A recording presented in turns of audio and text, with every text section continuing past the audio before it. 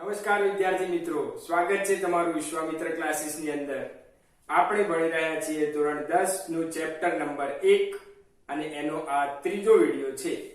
યુક્લિડની ભાગ પ્રવિધિનો પ્રમેય ચાલી રહ્યો છે.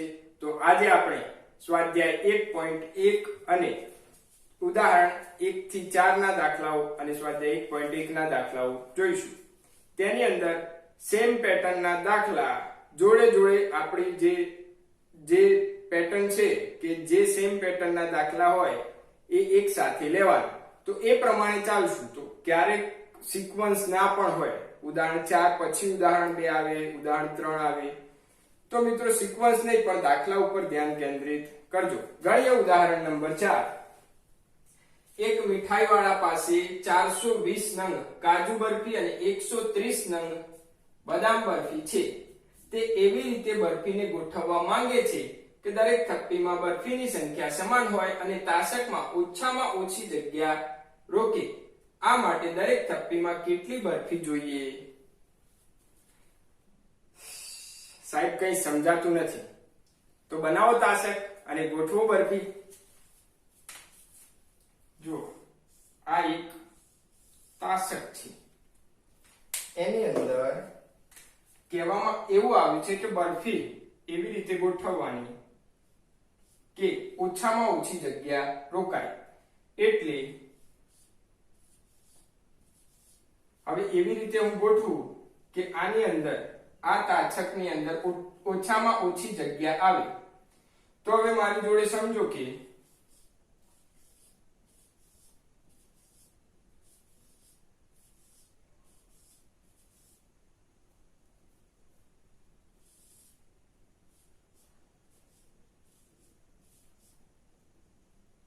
બાર બરફી છે.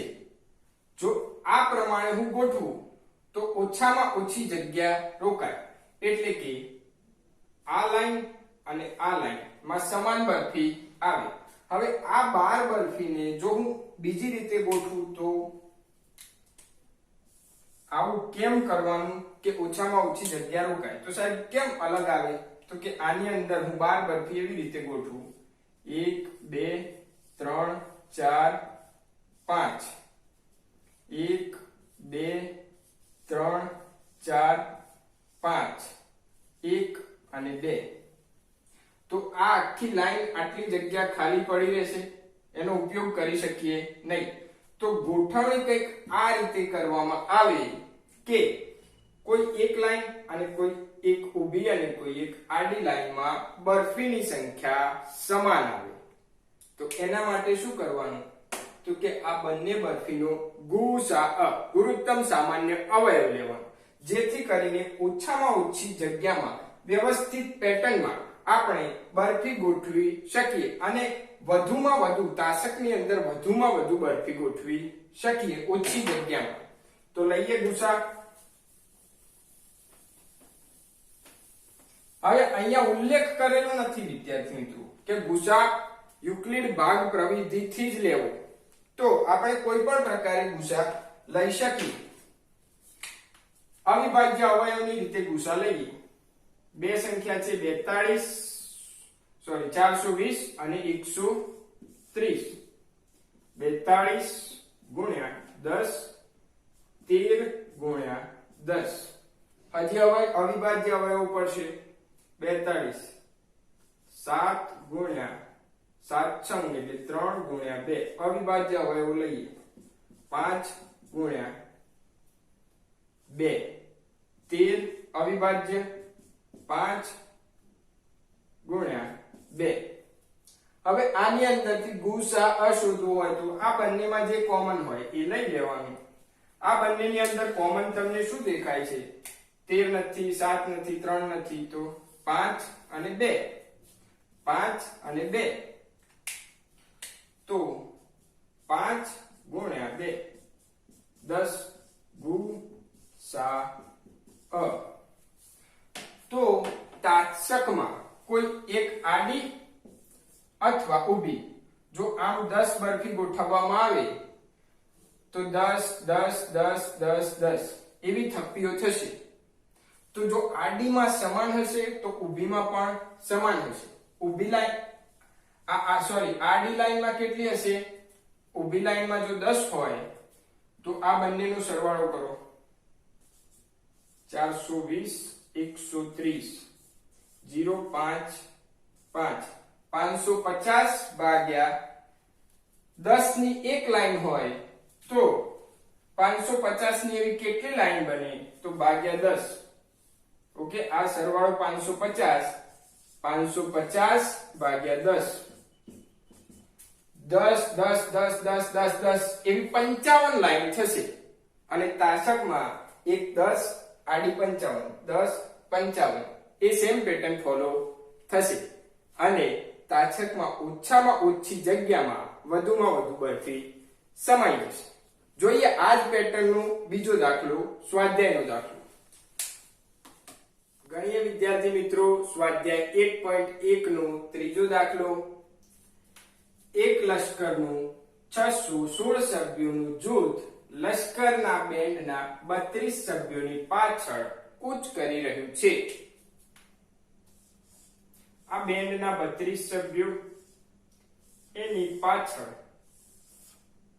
616 સભ્યો કૂચ કરી રહ્યા છે. બેન્ડની પાછળ બંને જૂથ સમાન સંખ્યાના સ્તંભમાં કૂચ કરી રહ્યા છે. એટલે કે આ 32 સભ્યો સ્તંભ જેટલી લાઈનમાં કૂચ કરી રહ્યા છે તેટલી જ લાઈનમાં પાછળ કૂચ કરી રહ્યા છે. એટલે આ ઉપર 5 હોય તો આપણે પાછળ પણ 5 ની લાઈનમાં લશ્કર કૂચ કરી રહ્યું છે. તે જે સ્તંભોમાં કૂચ કરી રહ્યા છે તેવા કોઈ પણ સ્તંભમાં મહત્તમ કેટલા સભ્યો હશે? આ સ્તંભમાં કેટલા સભ્યો હશે તે શોધવાનું છે. આ અને આ સ્તંભમાં, એટલે બેન્ડમાં એક સ્તંભમાં મહત્તમ કેટલા સભ્યો હશે અને પાછળ લશ્કરના એક સ્તંભમાં કેટલા સભ્યો હશે. તો ગણીએ તો શું કરવાનું? સૌપ્રથમ આનો ગુસાઅ શોધવાનો. તો 616 ના અવિભાજ્ય અવયવો પાડીએ અને 32 ના અવિભાજ્ય અવયવો પાડીએ. આના 2 વડે 308 2 ગુણ્યા 154 2 ગુણ્યા હજી આના 2 વડે ભાગ ચાલશે. 2 ગુણ્યા 77 2 ગુણ્યા 2 ગુણ્યા 2 ગુણ્યા 7 ગુણ્યા 11 32 ના પાડી. 2 ગુણ્યા 16 2 ગુણ્યા 2 ગુણ્યા 8 2 ગુણ્યા 2 ગુણ્યા 2 ગુણ્યા 4 2 ગુણ્યા 2 ગુણ્યા 2 ગુણ્યા 2 ગુણ્યા 2 2 દુ 4 દુ 8 દુ 16 દુ 32. હવે કોમન કેટલા? 2 2 2 2 2 2. તો ગુસાઅ બરાબર 8 થશે. તો હવે ગુસાઅ 8 આવી ગયો. તો આ સ્તંભમાં મહત્તમ કેટલી સંખ્યા હશે? 8 1 2 3 4 5 6 7 8 એવા કેટલા સ્તંભ હશે? 4. 1 2 3 4 5 6 7 8 એવા બીજા 2. ઓકે, 8 8 8 8 32 થઈ ગયા. અને પાછળ આવી જ લાઈનમાં આ 616 સભ્યો ગોઠવાયેલા હશે. તો આ એક સ્તંભમાં કેટલા સભ્યો હશે તે તમે ગણી શકો. વિડિયો પોઝ કરો, તમારી જાતે ગણતરી કરો અને નીચે કોમેન્ટ કરી અને જુઓ. તો આના માટે શું કરવાનું? કુલ 4 સ્તંભ છે તો એક સ્તંભમાં કેટલા? જો 4 સ્તંભમાં 616 તો એક સ્તંભમાં કેટલા? 616 ભાગ્યા 4 બરાબર 154. તો આ સ્તંભોની અંદર કેટલી સંખ્યા હશે? 154. ગણીએ નેક્સ્ટ દાખલો, ઉદાહરણ ગણીએ. ઉદાહરણ નંબર 2. હવે અહીંયાથી દાખલા થોડાક સાબિતી વાળા આવશે, એટલે સાબિત કરવું પડશે. થોડું મગજ ચલાવવાનું વાક્ય રચનાની અંદર, બાકી કઈ અઘરું છે નહીં. આપણે જે યુક્લિડ ભાગ પ્રવિધિ પકડી છે એને પકડી રાખવાનું. જુઓ, દર્શાવો કે દરેક યુગ્મ ધન પૂર્ણાંક, યુગ્મ ધન પૂર્ણાંકો કયા કયા? 2, 4, 6, 8. આમાંથી કોઈ પણ ઉપાડી લો. દાખલા તરીકે 16. કોઈ પણ પૂર્ણાંક q માટે, એટલે કે કોઈ પૂર્ણાંક q માટે 2q સ્વરૂપમાં હોય દર્શાવી શકો. a આપી દીધો છે a, b આપ્યું છે 2, તો q મળી જાય આપણને. q કયો હોય અહીંયા? 2 16, તો 8 2 16 થઈ ગયા. તો આ કોઈ પણ q મળી ગયો. 2q સ્વરૂપમાં છે યુગ્મ પૂર્ણાંક, યુગ્મ ધન પૂર્ણાંક 2q સ્વરૂપમાં છે. આવો કોઈ પણ યુગ્મ ધન પૂર્ણાંક માટે તમે ચેક કરી શકો તમારી નોટની અંદર. આ સ્વરૂપમાં 2q સ્વરૂપમાં મળશે. અને દરેક અયુગ્મ ધન પૂર્ણાંક કોઈ પૂર્ણાંક q માટે 2q + 1 સ્વરૂપમાં હોય. કોઈ પણ અયુગ્મ ધન પૂર્ણાંક લઈ લો. દાખલા તરીકે 17. શું આપેલું છે? 2q b આપેલો છે પ્લસ શેષ r આપેલી છે, એટલે કે r બરાબર 1 આપેલું છે.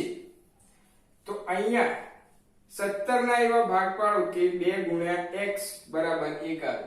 જો આને x ની રીતે પણ અહીંયા ચલો q રાખો, q શોધવો છે તો આ આવડે તમને. 17 બરાબર 2 * q વત્તા 1, તો q મળી જાય. 17 - 1 2q. 16 બરાબર 2q, q બરાબર 16 ભાગ્યા 2 = 8, તો ગુણ્યા 8. અહીંયા ચેક કરો. 17 એ 2q + 1 સ્વરૂપમાં છે, તો હા છે. પણ આપણે દર્શાવવાનું છે, આપણે સાબિત કરવાનું છે યુક્લિડની ભાગ પ્રવિધિથી. તો જોઈએ યુક્લિડની ભાગ પ્રવિધિથી કેવી રીતે કરી શકાય. આ સાબિત કરવાનું છે. યુક્લિડ ભાગ પ્રવિધિનું સૂત્ર લખો. a = bq + r. અહીંયા q આપેલા છે, તો a = b આ બંને સૂત્રમાં 2q અને 2q એ b આપેલું છે, એટલે 2q + r. જો અહીંયા b આપેલો હોય તો આપણે r લખી શકીએ, બિલકુલ લખી શકીએ. r એ b કરતા નાનો અને 0 અથવા 0 કરતા મોટો. b કેટલો છે? 2. તો r કયો હોઈ શકે? 0 અથવા 0 કરતા મોટો અને 2 કરતા નાનો. તો r = 0 અને 1. r મળી ગયો. તો આપણે હવે આપેલી રકમ માટે યુક્લિડ ભાગ પ્રવિધિનું સૂત્ર લખીએ. a = 2q + 0, a = 2q + 1. હવે જુઓ શું કીધું છે? દરેક યુગ્મ ધન પૂર્ણાંક એ કોઈ પૂર્ણાંક q માટે 2q સ્વરૂપમાં હોય અને દરેક અયુગ્મ ધન પૂર્ણાંક એ 2q + 1 સ્વરૂપમાં હોય. તો અહીંયા આ યુગ્મ પૂર્ણાંક છે. કઈ રીતે ખબર પડશે? તો a = 2q ભાગ્યા 2. તો 2 ને આ 2q, અહીંયા q કોઈ પણ હોઈ શકે, પણ અહીંયા 2 વડે ભાગ ચાલે? તો કે ચાલે. 2 ઉડી જાય. 2 વડે આ સંખ્યાને ભાગી શકાય છે, તેથી આ યુગ્મ પૂર્ણાંક છે. તો આ યુગ્મ પૂર્ણાંક કયા સ્વરૂપમાં છે? 2q સ્વરૂપમાં. અહીંયા 2 વડે ભાગ ચલાવશો તો શેષ 1 વધશે, તેથી આ અયુગ્મ ધન પૂર્ણાંક છે. અને કયા સ્વરૂપમાં છે? a = 2q + 1, a = 2q + 0. તો અહીંયા આને 1 2 સમીકરણ 1 ને 2 વડે ભાગી શકાય છે, તેથી સમી 1 ને 2 વડે ભાગી શકાય, તેથી તે યુગ્મ છે અને 2q સ્વરૂપમાં છે. સમી 2 ને 2 વડે ભાગતા 1 શેષ વધે છે, તેથી અયુગ્મ ધન પૂર્ણાંક છે અને તે 2q + 1 સ્વરૂપમાં છે. દાખલો અહીંયા પૂરો થયો. આવા જ બીજા દાખલા ગણીએ. જોઈએ ઉદાહરણ નંબર 3. દર્શાવો કે કોઈ પણ અયુગ્મ ધન પૂર્ણાંક એ કોઈ પણ પૂર્ણાંક q માટે 4q + 1 અથવા 4q + 3 સ્વરૂપમાં હોય છે. તો અહીંયા શું આપેલું છે? પહેલા યુક્લિડ ભાગ પ્રવિધિનું સૂત્ર લખો. a = bq + r, b = 4, b = 4 અહીંયા આપેલું છે. તો r = તમે શોધી શકો, r = 0 અને 0 અથવા 0 થી મોટો અને b કરતા નાનો. તો 0 1 2 3. હવે આ પ્રમાણે b અને r નું મૂલ્ય મૂકીને તમે આ સ્વરૂપને લખી શકો. a = 4q + 0, a = 4q + 1, a = 4q + 2, a = 4q + 3. હવે 1 2 3 અને 4 અહીંયા જુઓ. a = 4q + 0. આ ચાર સ્વરૂપ આપણા પાસે ઓપ્શન છે. તો a = 4q + 0. શું આ અયુગ્મ ક્યારે થઈ શકે? અયુગ્મ જુઓ, અયુગ્મમાં શું આવે? તો કે જવાબ અયુગ્મ સંખ્યા આવે 5 7 9 11 એવી કોઈ પણ સંખ્યા આવે. તો q ને તમે કોઈ પણ પૂર્ણાંક લો યાદચ્છિક રીતે. દાખલા તરીકે q ને 7 લીધા તો 7 ચોક 28, q ને 5 લીધા તો 5 ચોક 20. 4 ગુણ્યા કોઈ પણ પૂર્ણાંક કરવામાં આવે તો એનો જવાબ બેકી સંખ્યા મળે, જેને યુગ્મ કહેવાય. અહીંયા શું પૂછ્યું છે? અયુગ્મ સ્વરૂપ. તો યુગ્મ આ કેન્સલ થઈ જશે. અહીંયા જુઓ 4q + 1 સ્વરૂપ. હવે દાખલા તરીકે અહીંયા 2 લો, q ની જગ્યાએ તો 4 ગુણ્યા 2 વત્તા 1, 4 દુ 8 વત્તા 1 9. યુગ્મ છે કે અયુગ્મ? અયુગ્મ. તો આ આવશે 4q + 2. 4q નો જવાબ અહીંયા શું આવતો હતો? બેકી સંખ્યા, યુગ્મ સંખ્યા. યુગ્મ સંખ્યામાં +2 કરવામાં આવે તો એ યુગ્મ જ રહે, તેથી આ આવશે નહીં. તો જો કોઈ, હવે આ સ્ટેટમેન્ટ લખી દેવાનું એઝ ઇટ ઇઝ. તો ઉપર મુજબ અહીંયા 4q+0 સ્વરૂપમાં અને 4q+2 સ્વરૂપમાં યુગ્મ સંખ્યા આવતી હોવાથી કોઈ પણ અયુગ્મ ધન પૂર્ણાંક એ પૂર્ણાંક q માટે 4q+ લખી દઈએ ઉપરના સમી 1 અને 3 માં યુગ્મ સંખ્યા મળતી હોવાથી આ લખી શકાય અયુગ્મ અહીંયાથી જોઈન કરી દેવાનું અયુગ્મ ધન પૂર્ણાંક એ કોઈ પણ પૂર્ણાંક q માટે 4q+1 અને 4q+3 સ્વરૂપમાં હોઈ શકે આટલું સ્ટેટમેન્ટ લખી દઈએ એટલે આપણો દાખલો પૂરો થયો મળીએ નેક્સ્ટ વિડિયોમાં મિત્રો તો આજના આ દાખલા અને આવતા વિડિયોમાં પણ આવા જ સેમ પેટર્નના દાખલા થોડાક આના કરતા અઘરા દાખલા ગણીશું મળીએ આવતા વિડિયોમાં